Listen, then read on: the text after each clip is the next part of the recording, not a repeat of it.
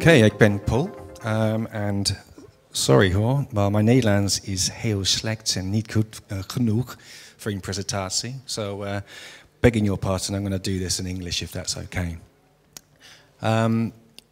Last year we took the wake-up light to the North Pole, the toughest place in the world to wake up. This year we gave it to the toughest people to wake up, which is people who consider themselves not a morning person. You might live with one, you might even be one if you've ever said, ik ben geen ochtendmens. So this year the challenge was to see if we can turn people into a person, by swapping their alarm clocks for the wake-up light and seeing if it had a happier, more positive feeling on their mood. Sorry, excuse me. But this is where the design really comes in, because we were essentially asking people who struggle to wake up and have great difficulty in waking up to take part in an experiment where they have to fill in sleep lab approved tests on themselves every morning and do that for 3 weeks, which is quite a tough ask. So we realised we couldn't be in the normal kind of Philips world and the corporate healthy living thing. We had to make it, sorry, pardon me.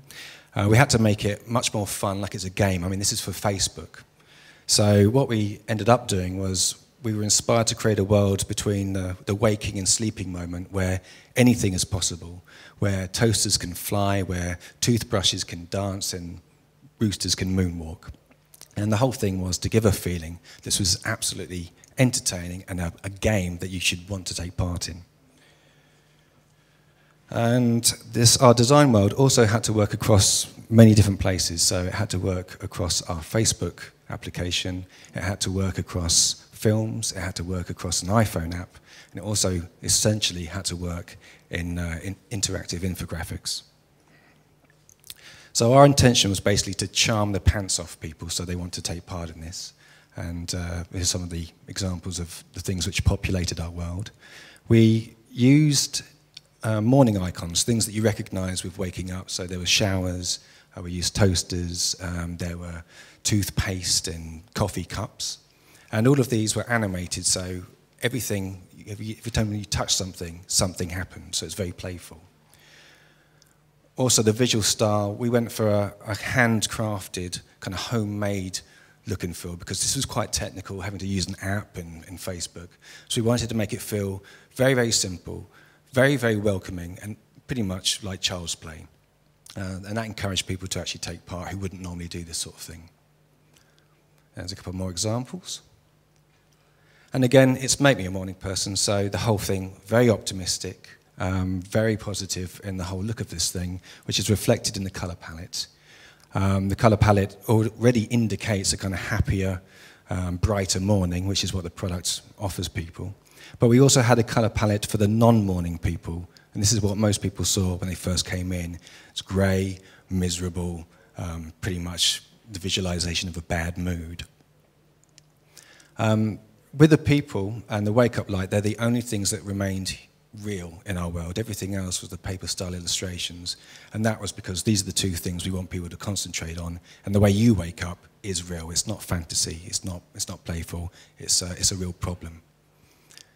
And because of this, the navigation, while we've got these nice icons and it's a very playful world, we kept the navigation and the backgrounds incredibly simple, because when people first came to this, they were still using their alarm clocks, so they're half asleep, so it had to be simple enough for people to do this when they're just waking up.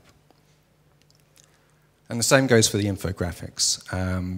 Again, we're not just making interactive infographics for designers, we're doing it for designers' mums and everybody. So the infographics had to work in 2 ways. First of all, they had to be simple enough to actually get across the information we wanted people to understand from the data we were recording. But on everything that we did, we had a layer of play. So for this example, if you look up there, if I clicked on the toaster on the toast, I could actually take bites out of it. On other elements, I could play with a pillow flight. I could flick birds around. And I think within time, we got to the end, because there's the moonwalking rooster. So I think, yeah, things are always quicker in English than they are in Dutch. Thank you very much. Jury. Yeah, thanks a lot for the presentation. We were wondering, because normally you are not used from Philips to make, they normally are used to that they have a slick design, so you would expect more a 3D render design and not a homemade design or paper-made design. How was it possible to do that?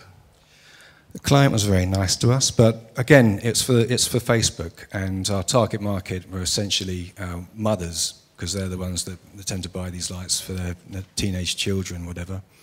So again, that kind of Philips world, which is quite corporate, there's a very strong look to it, wouldn't work in this because it had to be a game.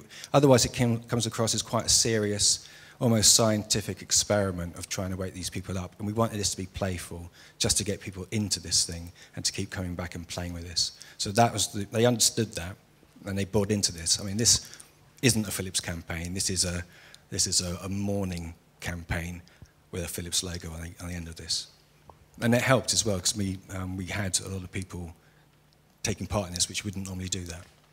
Thanks.